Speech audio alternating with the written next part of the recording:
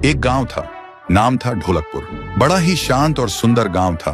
लोग हमेशा खुशी से झूमते थे क्योंकि उस गांव में रहता था महाराज रायस्टार, जो अपने गांव के लिए एक शेर था जो कभी अपने लोगों के साथ गलत होने नहीं देता था। लेकिन उस गांव में छुपा था एक डरावना राज, एक राज जो सबके दिल में था पर जुबान पे नहीं।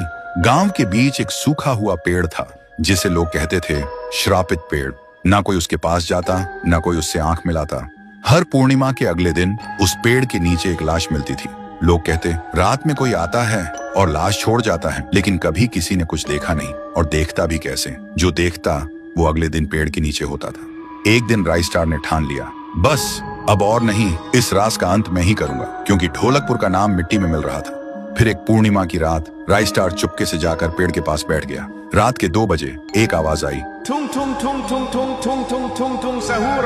और फिर वो पेड़ भूत में बदल गया। वो भूत कुछ अजीब सा था, एक भयानक शैतानी हंसी वाला चेहरा, आंखें बड़ी बड़ी। वो पेड़ चल के एक घर के गेट को जोर जोर से खटखटाने लगता है। तभी एक आदमी डर के मारे आवाज सुन के बाहर निकलता है। वो भूत अपने लकड़ी जैसे हाथ से एक ऐसा थप्पड़ मारता कि उसकी सांस वहीं थम जाती है और उसी जगह उस लाश को ले जाता है और वापस फिर से पेड़ बन जाता था। देखते ही रायस्टार का दिल कांप जाता है, पर वो कुछ बोलता नहीं।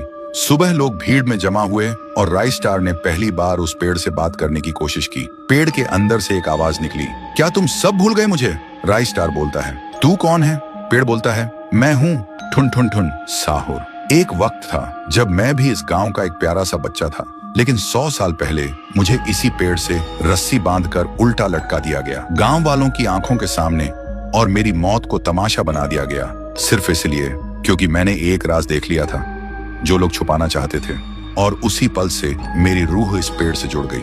उस दिन से मैं इंसान नहीं, एक सज्जा बन गया, और हर पूर्णिमा में एक राजदार को चुनता हूँ और फिर उसे उसकी खामोशी का हिसाब देता हूँ। रायस्टार बोलता है, लेकिन अब तो वो लोग मर चुके हैं ना जो तेरा कसूरवार थे। अब तू मासूम लोगों को क्यों मार रहा है? पेड़ कुछ देर चुप रहता है, फिर बोलता है, ठीक है, बस एक बार मुझे याद करो, एक दिया जला दो, फिर मैं कभी किसी को नहीं मारूंगा। फिर रात में सब लोग आते हैं, एक एक दिया जलाते हैं, और तभी पेड़ अपने आप से आग पकड़ लेता है और आखिर में मुक्ति मिलती ठुन ठुन ठुन साहुर को। उस दिन के बाद गांव में कभी कोई लाश नहीं मिली। हर पूर्णिमा में लोग एक दिया जलाकर उसकी यादों को जिंदा रखते हैं, क्योंकि अगर भूल गए तो सपने में एक आवाज सुनाई देती थी, ठुंग ठुंग ठुंग ठुंग ठुंग ठुंग ठुंग ठुंग ठुंग सहूर।